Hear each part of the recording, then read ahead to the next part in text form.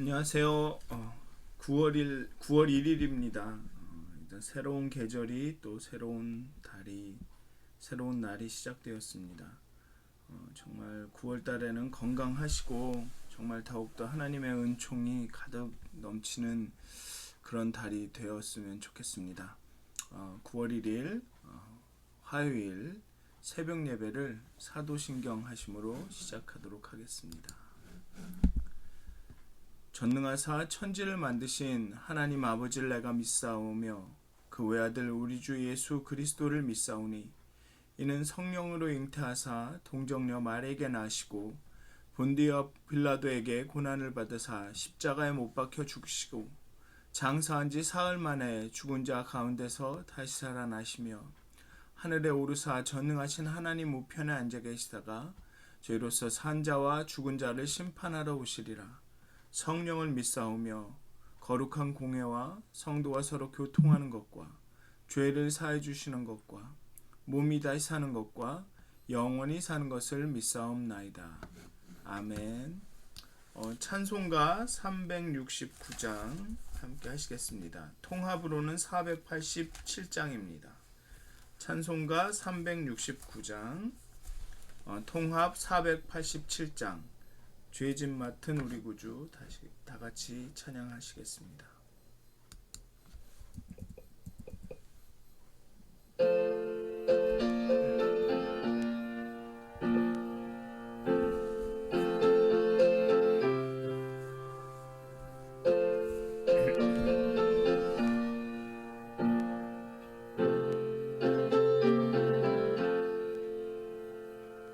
죄짐 맡은 우리 구주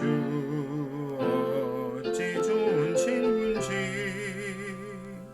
걱정 근심 무거운 짐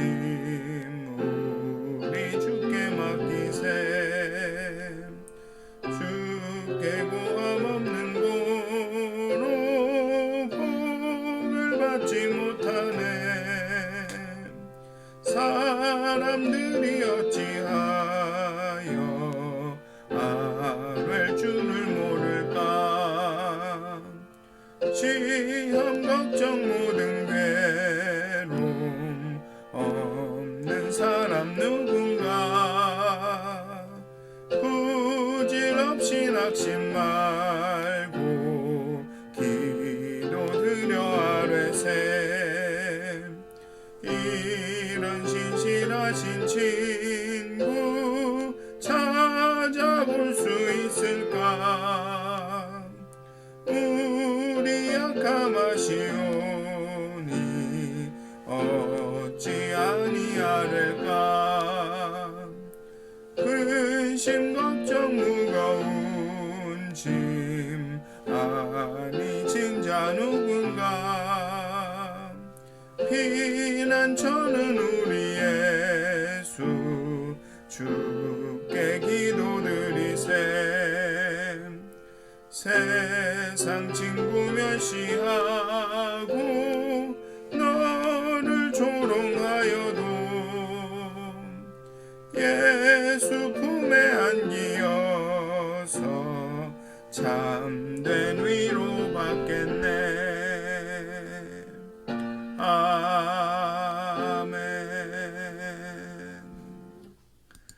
다음 찬송은 찬송가 410장 되겠습니다. 찬송가 410장 통합으로는 468장입니다.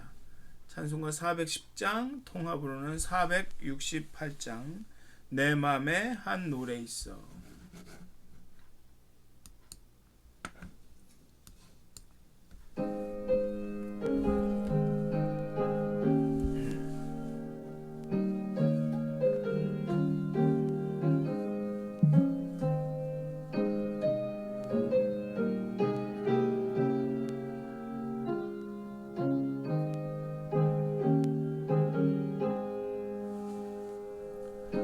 맘에 한 노래 있어 나 즐겁게 늘 부르네 이 노래를 부를 때에 큰 평화이 평화도다 평화 평화 하나님 주신 선물 그 놀라운 주의 평화 하나님 선물일세 주 십자가 지심으로 날 구원해 주셨으며 주 예수님 고난받아 나 평화 누리도다 평화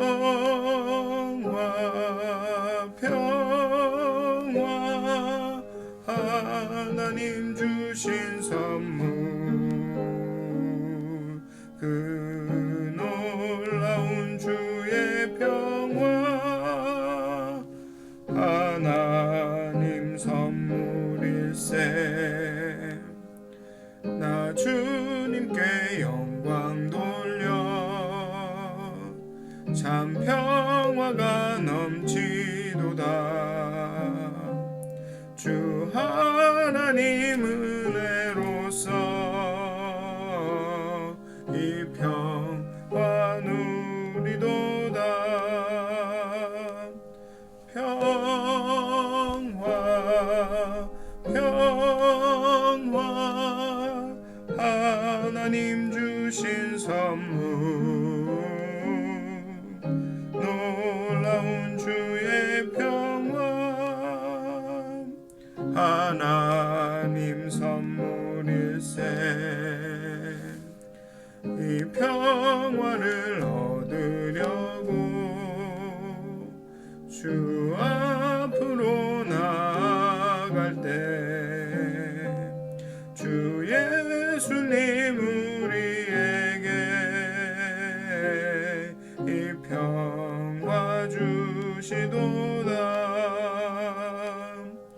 평화 평화 하나님 주신 선물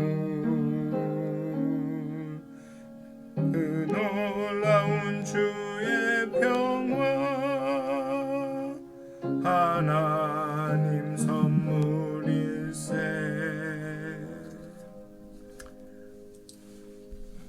아멘. 다 같이 기도하시겠습니다.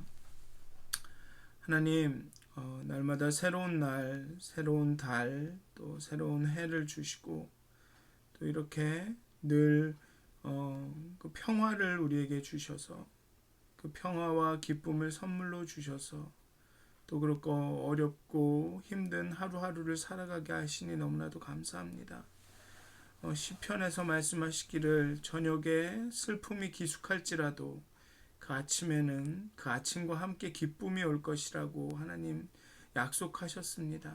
정말 오늘 하루 하나님 주시는 기쁨과 그 평화로 말미암아 또 하루를 잘 이겨나고 잘 살아가기를 원합니다. 하나님 우리와 함께하여 주시고 이 아침에 짧은 시간이지만 하나님을 기억하고 예수를 생각하고 예수를 바라볼 때 정말 하나님의 그 언약이 하나님께서 우리에게 약속하신 것들이 정말 이루어지는 귀한 시간이 되게 해 주시옵소서.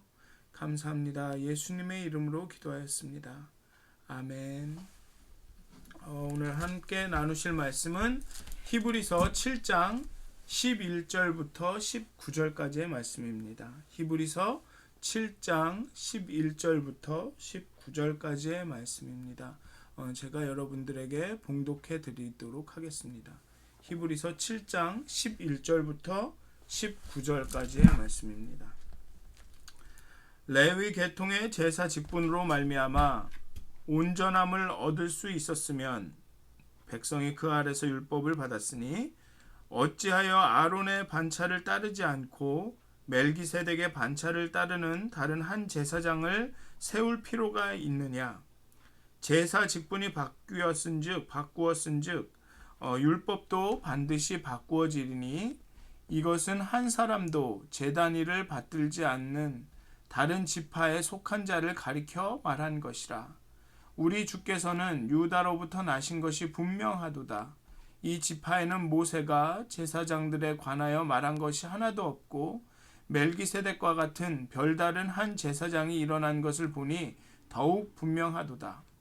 그는 육신에 속한 한 계명의 법을 따르지 아니하고 오직 불멸의 생명의 능력을 따라 되었으니 증언하기를 내가 영원히 멜기세덱의 반차를 따르는 제사장이라 하였도다. 전에 있던 계명은 연약하고 무익함으로 패하고 율법은 아무것도 온전하게 못할지라. 이에 더 좋은 소망이 생기니 이것으로 우리가 하나님께 가까이 가느니라. 아멘. 압달락에서 히브리서 7장 1절부터 10절에서 저자는 멜기세덱에 대해서 좀 설명을 했습니다. 첫째로 멜기세덱은 제사장이었고 심지어는 아론 지파에서 제사장이 나오기 전에 멜기세덱은 제사장이었고 그의 이름은 평강과 의를 나타내고, 그리고 멜기세덱은 아브라함으로부터 11조를 받았고, 그리고 아브라함에게 복을 빌었습니다. 즉 그는 어떤 아론 지파에 나온 제사장보다, 그 대제사장보다 탁월하고 뛰어난 대제사장이며 또 초월적이고 신적이고 심지어는 아브라함에게 제사장직을 수행했다라는 걸 말했습니다. 그래서 레위에 대해서도 제사장의 역할을 한 아주 우월한 지위에 있다. 그렇게 저자는 그 멜기데색의 제사장직을 통하여 예수 그리스도를 다시 조명합니다. 다시 말씀드리면 히브리서 저자의 관심은 물론 멜기세덱을 설명하기는 했지만 그 멜기세덱을 정말 우월하고 탁월한 자로 이렇게 높이고 있지만 저자의 진짜 관심은 그 멜기세덱이 아니라 예수 그리스도에게 있다. 그래서 심지어 멜기세덱조차 예수 그리스도를 닮았다라고 저자는 이야기합니다. 이제 저자는 11절에서 레위 계통의 제사 직분으로 말미암아는 레위 계통의 제사 직분으로는 온전함을 얻을 수 없었다라고 이야기합니다. 레위 계통의 제사 직분으로 말미암아 온전함을 얻을 수 있었으면 어찌 멜기세덱의 반차를 따라 나온 다른 제사장이 필요할 수 있었겠느냐라고 얘기하면서 레위 계통의 제사 직분으로는 온전함을 얻을 수 없었다라고 이야기하고 있습니다. 이는 아마도 19절에 나오는 율법은 아무것도 온전하게 못할지라라는 선언과 관련이 있는 것 같습니다. 그리고 이에 대해서는 8장, 10장에서 더 자세히 이야기합니다.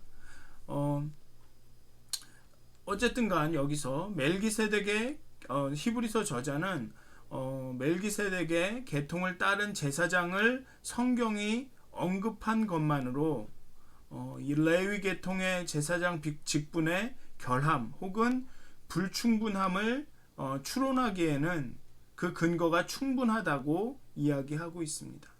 그리고 레위기 7장 12절에 보면 제사 직분이 바꾸었은즉 율법도 반드시 바꾸어지리니 라고 이야기하고 있는데, 이 얘기는 예수께서 대제사장 직분을 맡은 것이 율법을 통한 것이 아니라 하나님께서 하나님의 뜻 가운데 예수 그리스도를 멜기세덱의 반차를 따른 제사장으로 세웠기 때문에 율법이 어떻게 얘기를 하면 될까요? 효용이 없다. 이는 예수가 대제사장 직분을 수행하는 것이 율법에 어긋나는 것이 아님을 강조하려고 하고 있습니다. 그러니까 즉 다시 말하면 예수가 대제사장직을 따르는 수행하는 것이 정통성이 없는 일이 아니다. 이것은 율법으로 된 것이 아니라 하나님께서 직접적으로 제사장직을 맡긴 것이기 때문에 율법에 어긋나다, 합치하다라고 말할 수 있는 것들이 아니다라고 이야기하고 있는 것입니다. 다시 말해서 예수가 대제사장이 된 것은 옛 율법 옛 율법이나 옛 언약이 아닌 새 율법, 새 언약에 근거한 것이라고 주장하고 있는 것입니다. 그리고 이 새로운 대제사장은 이 예수는 유다 지파 출신이고 레위 지파가 아니고 또 불멸의 생명의 능력을 따라 대제사장이 되었기 때문에 영원히 존재하며 영원한 제사장이 될 수 있다라는 이야기를 하고 있습니다. 여기에서 영원하다라는 뜻은 단순히 시간적으로 길다라는 의미만이 아니라 불멸하는 생명의 확실성, 그 거룩함, 죄 없음, 만물을 발 아래 두시는 완전한 통치권 등의 그런 개념이 다 포함된 영원한이라는 뜻이 됩니다. 그리고 궁극적으로 이 새 대제사장이 필요한 이유는 율법이 아무것도 온전하게 하지 못하였기 때문이다라고 이 히브리서의 저자는 이야기하고 있습니다. 그래서 여기 보면 율법은 폐하였다. 전에 있던 계명은, 전에 있던 언약은 연약하고 무익함으로 패하고라고 이야기하고 있습니다. 그래서 히브리서 저자가 이야기하고 싶은 것은 예수를 통해서 그 생명의 불멸의 생명의 능력을 통해서만 우리가 하나님께 가까이 갈 수 있다라고 강조하고 있습니다. 그래서 우리에게는 이제 더 좋은 소망이 있다. 예수를 통해서 우리가 더 좋은 언약을 얻었다. 이 대제사장을 통해서 우리에게 더 좋은 소망이, 더 좋은 언약이 우리에게 있다. 그리고 그렇게 우리는 하나님께 더욱더 가까이 갈 수 있다라는 것을 강조하고 있습니다. 즉 생명을 주는 것은 그리스도를 통한 하나님의 사랑과 은혜고 그 성령이지, 하나님의 영이지, 어떤 전통과 그런 교리를 반복하는 것이 아니다라고 이야기하고 있습니다. 정말로 진실로 우리가 구원을 얻고 하나님께 가까이 가고 하나님과 어떤 이런 깊은 교제를 이룰 수 있는 근본이 되는 것은 바로 그리스도의 사랑, 십자가에서 보이신 그리스도의 그런 희생과 죽음, 이미 분명합니다. 그렇지만 앞으로 그럼 그 율법과 규례를 어떻게 대할 것이라는 문제가 남는데요. 그래서 종종 그리스도인들 사이에서 이런 것이 논란이 되기도 합니다. 어떤 사람들은 율법이 더 이상 필요가 없다, 무용하다, 성경이 그렇게 이야기하지 않느냐, 그러니 우리는 구약을 볼 필요가 없다, 구약은 성경이 아니다, 구약이나 성경에 있는 어떤 규례들은 더 이상 따를 필요가 없다라고 이러한 성경 구절들을 근거로 주장합니다. 바울도 육체 약함으로 인해 율법이 성공하지 못했다.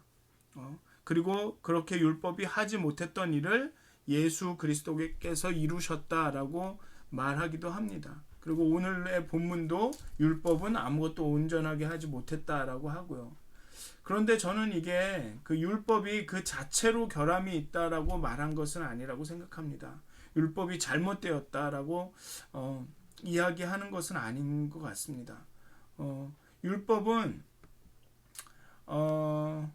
어떻게 얘기할까요? 율법은 이렇게 살면 너희가 의로워질 것이다, 하나님의 의에 가까워질 것이다 라고 하나님께서 우리에게 주신 지침입니다. 다시 말하면 쪽집게 가해 같은 것이죠. 그냥 하나님께서 의롭게 살아라 그러면 너무나도 막연하지 않습니까? 그런데 하나님께서 우리에게 이렇게 살면 의로워질 것이다 라는 것이죠.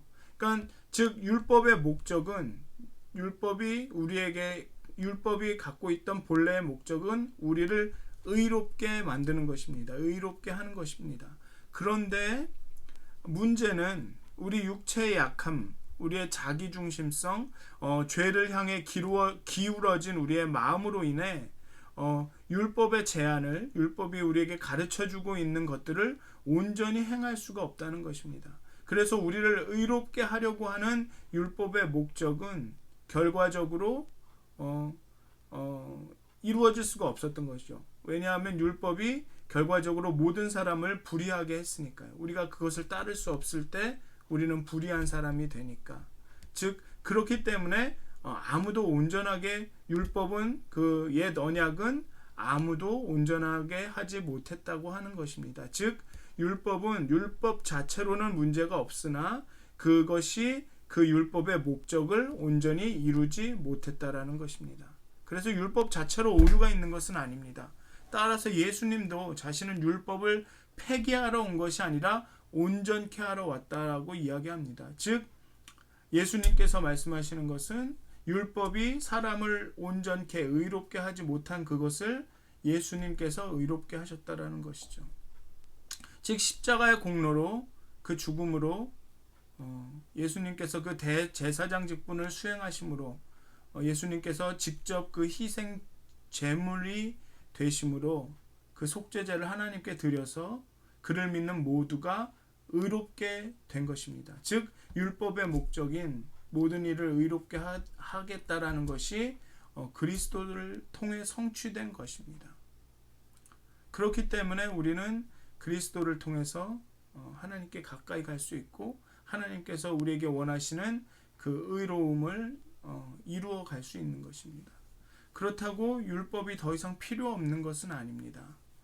여전히 율법은 의로운 삶이 어떠한가에 대한 지표로 구원을 경험한 사람들이 의롭다 여기심을 받은 사람들이 따라야 할 삶의 지표로 여전히 남아 있는 것입니다. 전에는 불의하다 우리에게 말한 율법이 여기에서는 이제는 여기에 의로운 삶이 있다라는 알려주는 안내 표지판이 된 것입니다. 그래서 물론 우리가 은혜로 구원을 얻었지만 이제는 율법과 그 규례와 그 하나님의 언약을 따름으로써 그 구원을 우리 삶 가운데 이루어 나가야 되는 것입니다. 그래서 오늘 정말 하루를 사실 텐데요. 다시 한번 그리스도를 생각하실 때 정말 우리가 율법을 온전히 따라서 우리의 삶이 도덕적으로 완전하여서 아니면 우리의 삶이 어떠한 기준에 합하여서 우리가 구원을 받은 것이 아님을 다시 한번 기억하셨으면 좋겠습니다. 정말 그 생명의 능력을 따라 그리스도께서 십자가를 통해서 또 그의 삶을 통해서 우리에게 보여주신 그 생명의 능력과 그 사랑과 은혜 때문에 우리가 구원에 이를 수 있었고 또 우리에게는 정말 그 하나님께서 예수님께서 거저주신 그 구원을 우리 삶 가운데 이루어 나가야 할 구원받은 삶을 우리 삶을 통해서 보여주어야 할 어떤 의무가 있다는 것을 또 그렇게 우리가 하나님께서 우리에게 주신 말씀과 그 언약을 우리 삶 가운데 이루어 가야 할 어떤 의무라고 하면 너무 강한 말 같아서 그런데 그렇게 살아야 함을 좀 다시 한번 기억하셔서 정말 오늘 하루의 삶이 정말 하나님 보시기에 잘 살고 있다. 힘들고 어렵고 좀 삐걱대기는 하지만 그래도 열심히 잘 살고 있구나 라고 그런 음성을 하나님의 음성을 들으시는 그런 하루가 되시기를 주님의 이름으로 축원드립니다. 다 같이 기도하시겠습니다. 하나님 그 어떠한 것도 우리 삶 가운데 이룰 수 없었던 그 구원을 그 의로움을 그리스도께서 십자가를 통해서 그 고난 당하심을 통해서 이루어 주셨습니다. 정말 우리가 이룰 수 없었던 닿을 수 없었던 하나님의 영광을 당신께서 고난 받으심으로 인해서 우리가 하나님의 영광을 맛보아 알게 되었습니다. 이제 하나님 그 영광과 그 구원을 우리 삶 가운데 나타내기를 원합니다. 이루어 가기를 원합니다. 구원을 향하여서 정말 힘써 일하기 원합니다. 하나님 오늘도 우리에게 깨달아 알게 하여 주시고 그리스도께서 우리에게 가르쳐 주신 것들을 기억나게 하여 주시고 그리하여서 오늘 하루의 삶 가운데 정말 하나님의 의를 우리 삶에 이루어 드릴 수 있는 이루어 나가는 귀한 하루가 되게 하여 주시옵소서. 정말 힘 주시고 용기 주시고 정말 한 걸음 한 걸음 믿음의 걸음을 내딜 수 있도록 우리의 떨리는 무릎과 연약한 팔을 붙들어 주시옵소서. 감사합니다. 예수님의 이름으로 기도하였습니다. 아멘. 하늘에 계신 우리 아버지여, 이름이 거룩히 여김을 받으시오며 나라의 마옵시며 뜻이 하늘에서 이루어진 것 같이 땅에서도 이루어지이다.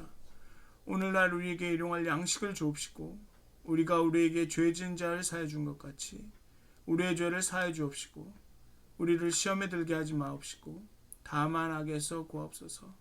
나라와 권세와 영광이 아버지께 영원히 쌓옵나이다. 아멘.